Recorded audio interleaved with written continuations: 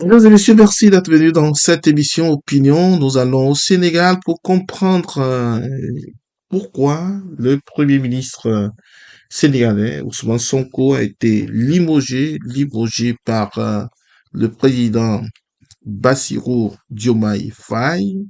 Et nous connaissons, et tout le monde connaît, les circonstances par lesquelles ce dernier a cédé au pouvoir. Alors, et revenons un peu sur sa biographie sur Wikipédia. Diomaye Faye, Bassirou Diomaye Faye, né le 25 mars 1980 à Ndiaganiao.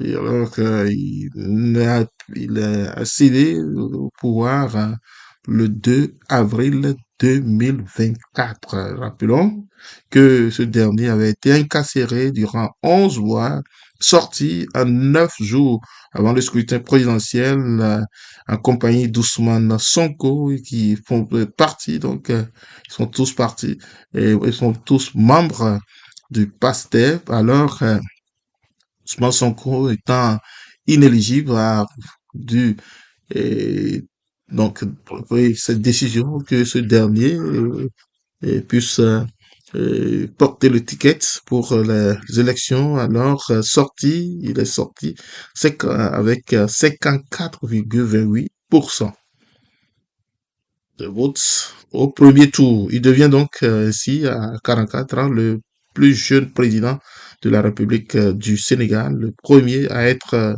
polygame. Bon, il faut aussi le reconnaître qu'il affiche très sans embâche. Alors voilà, c'est une personnalité qui visiblement dégage un certain respect de la culture traditionnelle. Et Bassirou Diomaye Diakar Faye, né donc le 25 mars 1980 à Ndiaganiao, dans le département de Mbour, région de Thiès.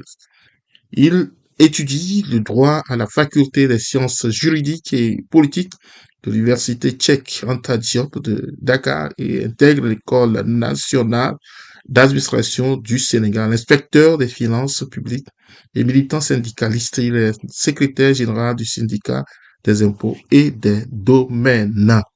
En dehors de ces occupations professionnelles qui tournent autour du droit, de la fiscalité, des finances et de l'économie, Bassirou Diomaye Faye écrit des poèmes et est intéressé par l'agriculture et l'élevage.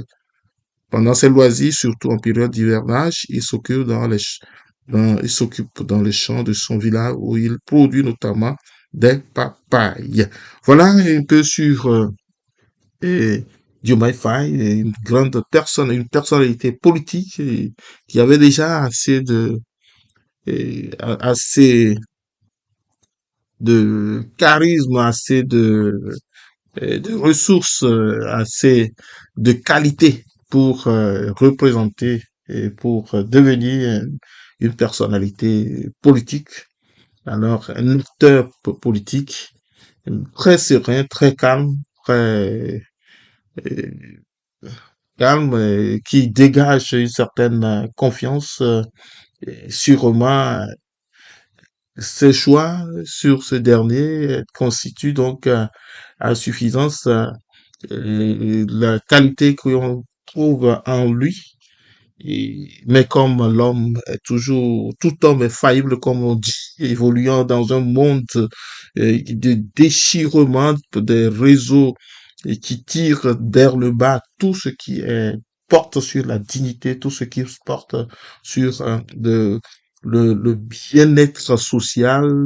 Ces réseaux qui sont tapis dans l'ombre tirent toujours à leur profit et en face de tous ces enjeux auxquels certains groupes panafricanistes essaient de trouver un équilibre. Alors, et cette mobilisation de pastèques était un rêve panafricain et que plusieurs Africains trouvaient donc comme étant une ouverture sur l'avenir et de l'Afrique. en matière politique, où une génération reviendrait redonner de l'espoir à ce pays, à ce continent, le Sénégal, qui représente donc l'œil, l'œil éveillé de cette dynamique. Alors, très suivi sur les réseaux sociaux, les jeunes, plusieurs sans emploi et sans difficulté et se donnent donc plusieurs moyens pour rejoindre l'Occident avec plusieurs réseaux qui les traitent, les maltraitent, plusieurs morts, plusieurs décès dénombrés sur les plages de la Méditerranée. Toutes ces difficultés étaient donc liées à l'insuffisance d'une stabilité au niveau des systèmes politiques. Les dirigeants qui sont au sommet des États sont souvent accusés d'être et en connivence avec les, ces réseaux occidentaux qui tirent toujours leur profit dans ce chaos, dans ce déséquilibre socio-économique. Alors, très peu de gens le connaissent. Alors, il est venu et par le destin, donc, une, un destin qui l'amène très facilement à être président, à devenir président de ce pays. Mais un destin qui fait face à certaines obligations d'un monde qui détruit, qui redéfinit les équilibres au profit de ces réseaux. Et là, il avait tout, il était entièrement engagé avec ce parti et ce portefeuille et cet agenda lui était remis. On avait confiance qu'il porterait jusqu'à la fin et cette marche et ce rêve, mais en face de ces réseaux, de ces pressions, il a dû céder. Il souffrait déjà visiblement, on trouvait déjà en lui et quelqu'un qui était contre les, les décisions ou les obligations de son couvent, puisque en visitant les autres couvents, il finit donc toujours par être détourné. Et alors, et ces pressions ont conduit inéluctablement à cette décision qui banalise un tel limogeage que des gens trouvaient difficile, même risqué pour lui, mais le vin étant tiré, le boit, il devient donc prisonnier de sa propre prison avec une telle décision. Il se fait il dégage tous ces murailles politiques autour de lui qui le renforcent, qui le donnent donc beaucoup plus d'équilibre dans son mandat.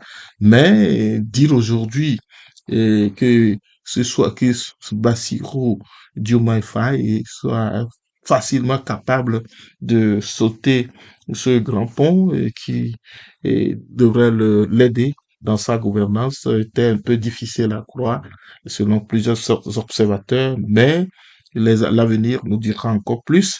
Et Diomaye Faye, donc, limoge Ousmane Sonko, son premier ministre.